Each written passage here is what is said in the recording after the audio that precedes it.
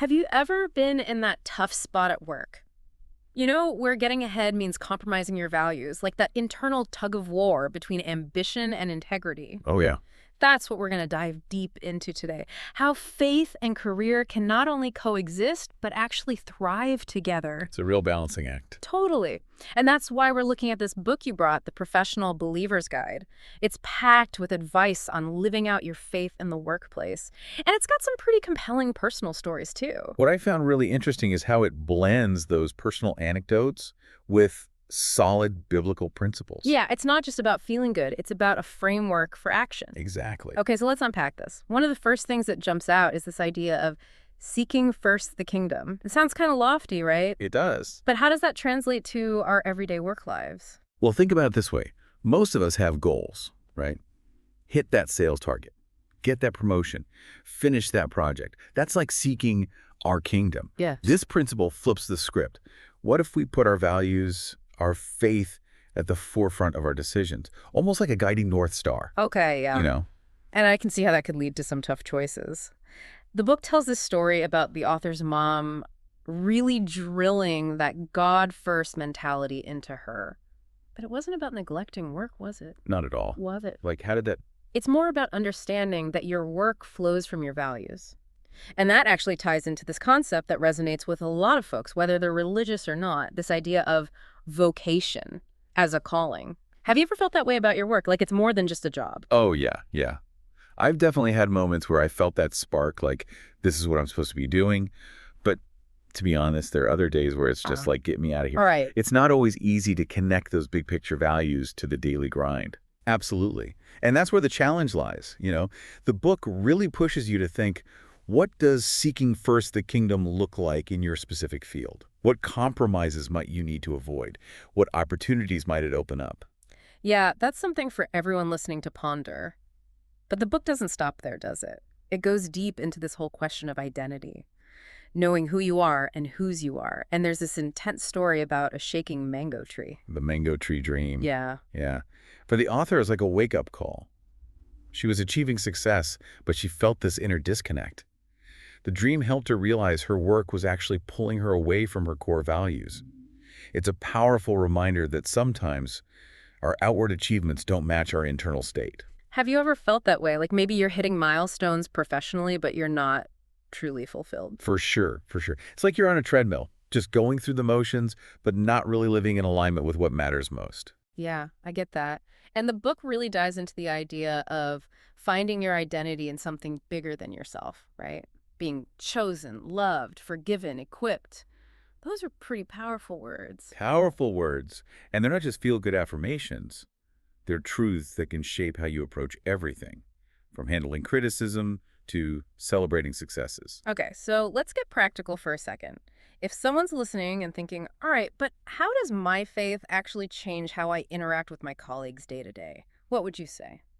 Well, for me, it comes down to a few things. First, it impacts how I see people. Instead of just coworkers, I try to see them as individuals, each with their own story, their own struggles.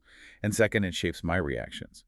So when someone's being difficult, instead of immediately getting defensive, I can try to understand where they're coming from. It doesn't mean being a pushover, but approaching situations with more grace. I can see how that would be a game changer, especially in a high-pressure environment.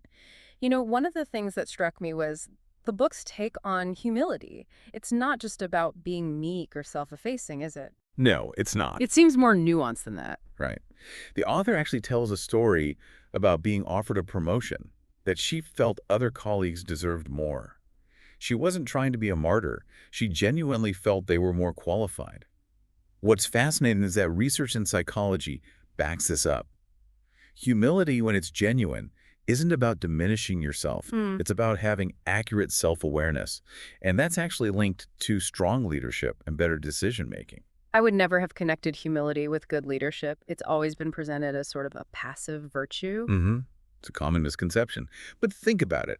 A truly humble leader is someone who can admit when they're wrong, learn from others, empower their team. That's a far cry from the stereotypical image of the arrogant know-it-all boss.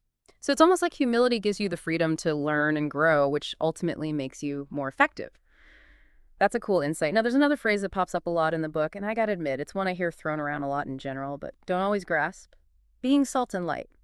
What does that actually mean in the context of our work? Well, first off, I think we need to clear the air. It's not about being preachy or trying to convert your coworkers. Okay, sure. It's way more subtle than that. The book breaks down into two parts. The salt aspect is about preserving what's good. Think about how salt prevents food from spoiling. Mm-hmm.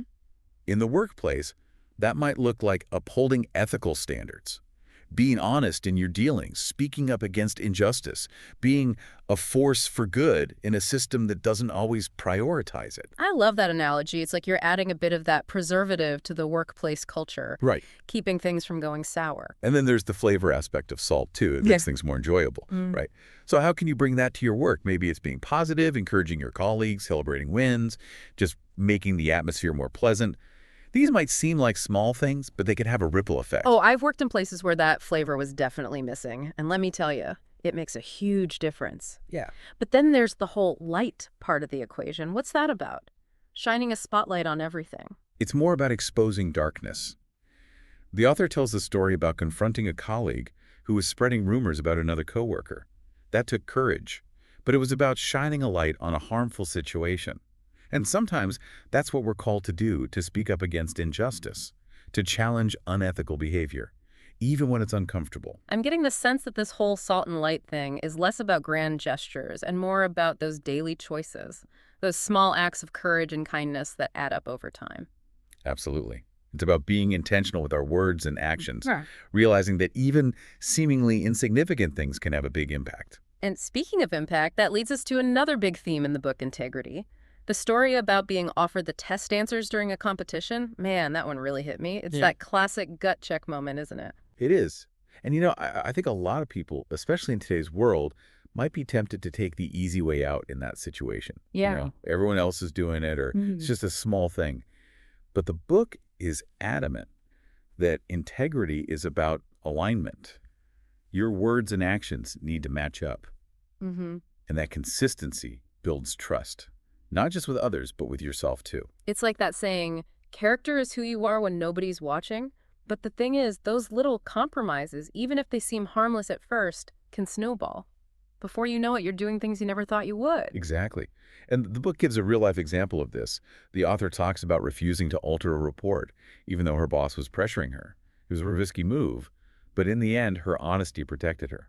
That's the thing about integrity. It might not always be the easy path, but it's the one that leads to true, lasting success. And isn't it interesting how integrity is often tied to what we were talking about earlier, knowing who you are and whose you are? It's like if you're grounded in your values, you're less likely to be swayed by external pressures or temptations. That's a great connection.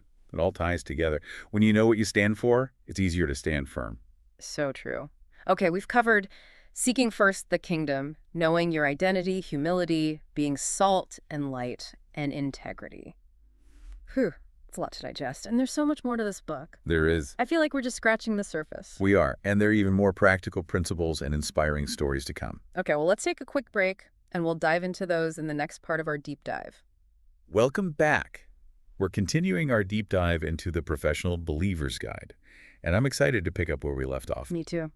Last time we were talking about integrity and those gut check moments where we're tempted to compromise. Right. And it made me think, even if you're doing all the right things, staying true to your values, you're still going to face setbacks, right? Oh, absolutely. I mean, that's just life. So how does the book approach this? What's the game plan for when things get rough? Well, it goes back to that story of Ezra rebuilding the temple in Jerusalem. Oh, yeah. Talk about adversity. Yeah. He's dealing with opposition left and right. And the book pulls out 3 key takeaways from Ezra's experience that I think are super relevant to the workplace. Okay, lay 'em on me. All right. The first is recognizing the power of prayer. And I know we touched on this before, but it's worth emphasizing. It's not just about praying for things to go your way, but about seeking God's guidance and strength in the midst of the storm. It's like that saying, pray like it all depends on God and work like it all depends on you, finding that balance. Exactly.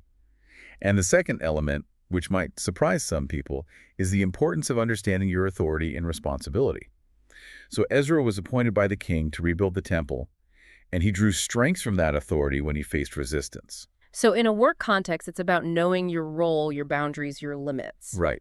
And that translates to understanding your job description, your reporting structure, the policies and procedures that are in place. It's about operating within those boundaries, but also being confident in your position. It sounds like it's about being prepared, knowing what you can and can't control.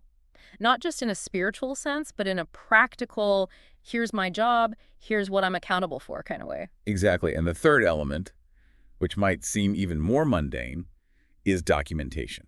Documentation. Okay, now we're getting really practical. Yeah. I can see how that's important, but maybe not quite as spiritually inspiring as prayer and authority. Maybe not, Yeah. but it's incredibly important. Remember, Ezra kept meticulous records of the rebuilding process, and those records ultimately helped him overcome the opposition he faced. So it's like creating a paper trail, so to speak, that can be used to support your actions and decisions if they're ever questioned or challenged. That's exactly it. And in the workplace, this could involve keeping detailed notes of meetings, emails, project plans, anything that can be used to demonstrate your diligence and integrity. Okay, I'm seeing the value in this. It's not about being sneaky or manipulative. It's about having your ducks in a row, so to speak. You know, one thing that often gets lost in these conversations about work and faith is self-care. Like, how do you actually take care of yourself when you're going through those tough seasons? You're so right. The book actually dedicates a whole section to this, and it's really refreshing. It acknowledges that you can't pour from an empty cup. You need to take care of yourself physically, emotionally, and spiritually to be effective in any area of life. So what are some of the practical tips it offers? Well, one is setting healthy boundaries between work and personal life. Ooh, that's a tough one. Easier said than done, I know. But it's about being intentional about creating space for rest, for hobbies, for family time. It's about not letting work consume every aspect of your life. I think that's especially tough in today's world where we're constantly connected. Emails pinging at all hours, that pressure to always be on. Absolutely. And that's why it's so important to be proactive about setting those boundaries. Turn off notifications after a certain time. Schedule in time for things you enjoy. Communicate your limits to your colleagues. It takes effort, but it's crucial for your well-being. It's like setting those boundaries protects your energy so you can actually bring your best to your work. What other self-care practices does the book suggest? It talks about practicing gratitude, finding things to be thankful for, even when things are tough. It might sound cheesy, but focusing on the good, no matter how small, can really shift your perspective. I've heard that from a lot of psychologists too. It's like retraining your brain to focus on the positive. Right. Makes sense. What else? Finding healthy ways to express your emotions. This could involve talking to a trusted friend or mentor, journaling, exercising, anything that helps you process your feelings in a constructive way. It's about having those outlets, right? So Yeah. you're not bottling everything up and letting it explode later. Exactly. And then, of course, there's forgiveness. And this can be a hard one, especially when you've been wronged or hurt. But holding on to anger and resentment just poisons you. Forgiveness doesn't mean condoning the wrong, but it does mean releasing that bitterness and choosing to move on. Man, that's deep. And I think that applies to so many areas of life, not just work. Okay, so we've talked about dealing with adversity, self-care, prayer. Now I'm curious to hear more about this whole concept of divine favor. How does that actually play out in a work context? It's a great question. And the book emphasizes that it's not about getting special treatment or winning the lottery. It's about God's grace operating in your life, opening doors and creating opportunities that you might not have even imagined. So it's not about manipulating circumstances or demanding God's blessing? Not at all. It's about surrendering to God's will, trusting in His timing, and being open to His leading. And the book actually suggests some practical ways to cultivate divine favor, right? It does. One is living a life of integrity and obedience to God's word. When your actions are aligned with your beliefs, it creates a space for God's favor to flow. So it's about making choices that honor God, both in your personal and professional life. Exactly. And another way is through generosity. When you're willing to give of your time, your resources, and your talents, it creates a ripple effect that can come back to you in unexpected ways. It's like that principle of sowing and reaping. Yes. What you put out into the world comes back to you. Right. And the book also emphasizes humility. When you approach your work with a humble attitude, recognizing that your success isn't solely due to your own efforts, it creates a space for God's grace to work through you. So it's not about putting yourself down, but about acknowledging that you're part of something bigger. Exactly. And finally, it encourages speaking words of faith and blessing over your work and your life. When you declare God's goodness and favor, it creates an atmosphere of expectancy and openness to his blessings. Okay, this is making me think about another big theme from the book, Godly Counsel and Mentorship. It seems like finding the right people to guide and support you is crucial, especially in a work environment that can be so challenging. Absolutely essential. And the book really highlights the value of having mentors who can offer guidance, wisdom, and support as you navigate your career. It's about recognizing that you don't have to figure everything out on your own. You know, it's funny, in the secular world, mentorship is often presented as a way to get ahead, to climb the ladder faster. But the book seems to take a different approach. It does. It emphasizes that mentorship isn't just about receiving advice. It's also about being accountable to someone who can help you stay focused on your goals and encourage you through challenges. So it's a two-way street, Yeah. involving both learning and growth. What are some of the tips the book gives for finding and cultivating these kinds of mentor relationships? Well, one is to identify people who have achieved what you aspire to and who embody the values you admire. So be intentional in your search for mentors. Not just grabbing whoever's available, but really seeking out people who are aligned with your goals and values. Exactly. And another tip is to be proactive in reaching out and expressing your interest in being mentored. Don't be afraid to ask what you need. I think a lot of people hesitate to do that, but you never know unless you ask. Right. And it's also important to be a good mentee. Be respectful of your mentor's time, be prepared for meetings, and actively apply what you learn. It's about showing up ready to learn and grow. Okay, so be intentional, be proactive, be a good mentee. Got it. Anything else? The book also encourages being open to mentorship from unexpected sources. Sometimes God puts people in our lives who might not fit the traditional mold of a mentor, but who can offer valuable insights and perspectives. That's a good reminder to be open to all possibilities. You know, one of the most intriguing concepts in the book is this idea of prophetic intercession. It's not something you hear about every day, especially in a work context. Can you explain what that is? Sure, it's the idea that there are people who pray specifically for situations and individuals, often receiving divine insight or guidance that can be helpful. So it's like they're interceding on your behalf, bringing your needs and concerns before God. Exactly. The author shares a story about feeling overwhelmed in a demanding job and complaining to God.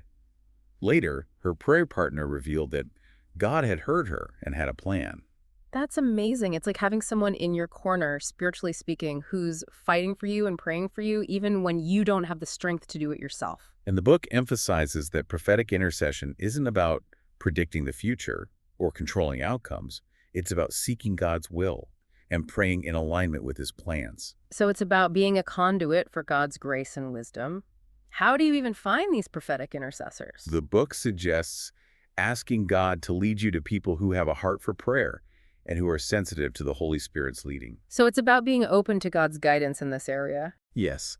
And another tip is to share your prayer requests with trusted friends or mentors who might have connections to prophetic intercessors. It's about being willing to ask for prayer support even when it feels vulnerable. And be discerning about who you share your requests with. It's important to find people who are trustworthy and will handle your requests with sensitivity and discretion. It's about finding those safe and supportive spaces for spiritual vulnerability. Okay, one last big topic from the book that I want to touch on before we wrap up this part is tithing. I know this can be a controversial subject, so I'm curious to hear how the book addresses it. You're right, it can be a touchy subject, but the book approaches it from a personal perspective, sharing the author's experience of tithing as an act of faith and obedience to God. She tells a story about giving away a whole paycheck and then having a car miraculously provided, right? Yes. And the book emphasizes that tithing isn't about manipulating God or earning his favor. It's about aligning your heart and your resources with God's kingdom. It's about recognizing that everything we have ultimately belongs to God and that we're simply stewards of his blessings. That's a powerful perspective shift. From Yeah. ownership to stewardship, it really changes how you view money and possessions. It does. And the book ends with a very strong statement about divine protection. God will not bless you with resources that he cannot protect. Whoa, that's a bold statement. It is. but I think it's incredibly reassuring. It reminds us that God's provision extends beyond material things.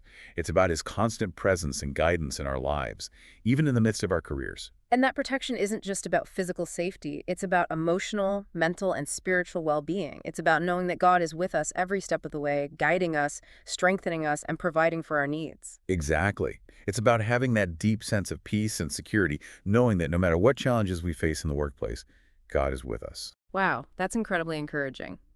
So we've covered a lot of ground in this part of our deep dive, from dealing with adversity to cultivating divine favor to seeking godly counsel. And I have to say, this book is packed with wisdom and practical advice. I'm already feeling inspired to apply some of these principles in my own life. Me too. And in the final part of our deep dive, we'll explore even more of the book's insights and unpack how they can be applied to our everyday lives. Stay tuned. We're back for the final part of our deep dive into the Professional Believer's Guide. I've been thinking a lot about that question from last time. The darkness that might be trying to dim the light we carry into the workplace.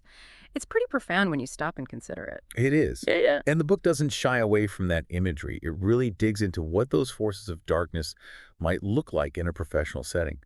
And one of the biggest ones, I think we can all relate to this, is the temptation to compromise. Ugh, yeah, it's like that pressure to get ahead, to succeed no matter what. And sometimes it feels like the easiest path is to just bend the rules a little or look the other way when something's not quite right. Exactly.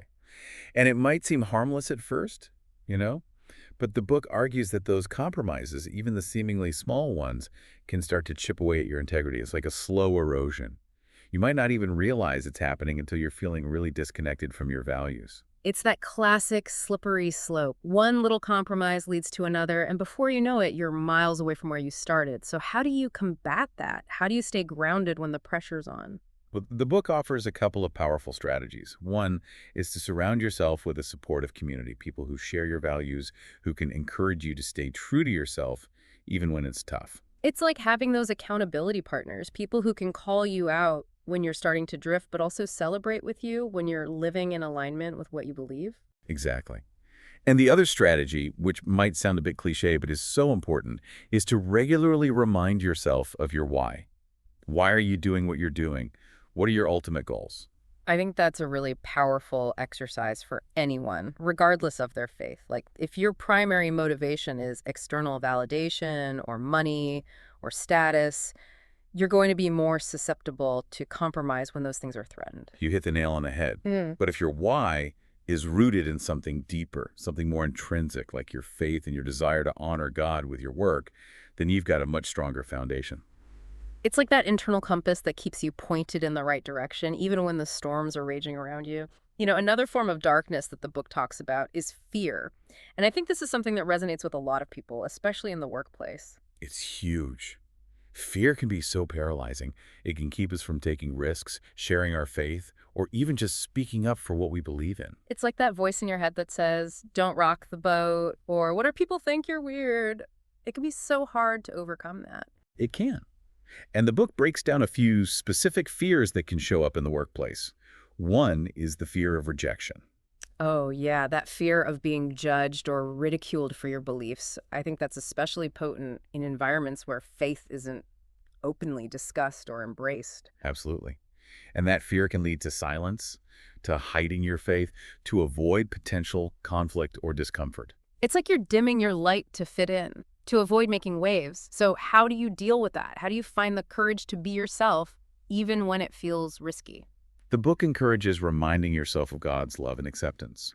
It's about recognizing that your worth isn't dependent on the approval of others, but on your identity as a child of God. That's a powerful reminder. It's like shifting your focus from external validation to internal security. And it's also about remembering that you're not alone. There are countless others who share your faith and who have faced similar challenges. Connecting with that community can be so life-giving. It's like a reminder that you're not weird or crazy for believing what you believe. Exactly. And another fear that the book addresses is the fear of failure. Oh, man, this one is a biggie for me. That fear of making mistakes, not meeting expectations, letting people down, it can be crippling. It can.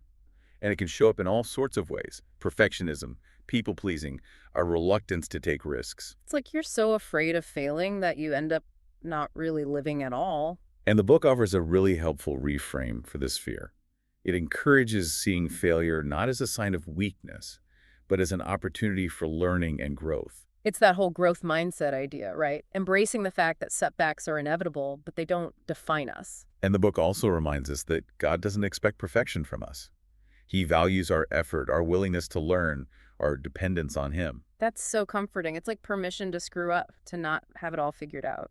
And that leads us to another important point, trusting in God's plan. Yes, when we surrender our anxieties and worries to God, we create space for Him to work in our lives, even in those situations that seem impossible. It's about letting go of control, recognizing that God's ways are higher than our ways, and that His plans are often bigger and better than anything we could have imagined. And that kind of surrender can bring so much peace, even in the midst of chaos and uncertainty.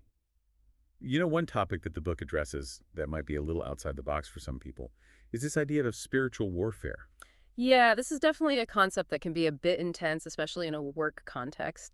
But I think it's important to at least acknowledge that there's a spiritual dimension to our lives and that it can impact our work. Absolutely. And the book isn't suggesting that we need to be paranoid or see demons behind every corner, but it does encourage us to be aware of the enemy's tactics. The enemy being those spiritual forces that seek to oppose God and His purposes. Exactly. And the book identifies a few common tactics that the enemy might use: temptation, discouragement, division, even physical or emotional attacks. So it's about being vigilant, recognizing those patterns, and responding with wisdom and discernment. Right. And the book also encourages us to put on the armor of God. I've always loved that imagery. It's like suiting up for battle, but in a spiritual sense. And the book reminds us that this armor includes truth, righteousness, peace, faith, salvation, and the Word of God. It's about cultivating those qualities in our lives, strengthening our spiritual defenses, and being prepared to stand firm against the enemy's attacks. And of course, prayer is a huge part of this battle. Absolutely. Prayer is our lifeline to God, our source of strength, guidance, and protection. And the book encourages us to pray not just for ourselves, but for our colleagues, for our workplaces, and even for those who might be opposing us. That's a beautiful way to approach it. It's not about fighting against people, but against the spiritual forces that are at work behind the scenes. And it's about engaging in this battle with a heart of love and compassion, seeking God's will to be done in all things. Man, that's powerful. So we've covered a lot of ground in this final part of our deep dive. We've explored the darkness that can show up in the workplace and the resources that God provides to resist those forces. I'm feeling both challenged and encouraged. Me too. And as we wrap up this exploration of the Professional Believer's Guide, I want to leave you with one final thought from the book. It challenges us to consider the legacy we want to leave behind. What kind of impact do we want to make on our workplaces and on the world through our work? Wow, that's a big question. But it's a good one, isn't it? It invites us to really think about the purpose of our work beyond just earning a paycheck. And the book encourages us to see our work as an opportunity to reflect God's love, grace, and truth to those around us. It's about leaving a mark that goes beyond our job titles or accomplishments. It's about living and working with integrity, excellence, and compassion. It's about letting our light shine brightly no matter where we are or what we do. And we hope this deep dive has equipped you to do just that. Remember, you're not alone on this journey. May your light shine brightly in your workplace and beyond. Thanks for joining us for this deep dive. We'll see you next time.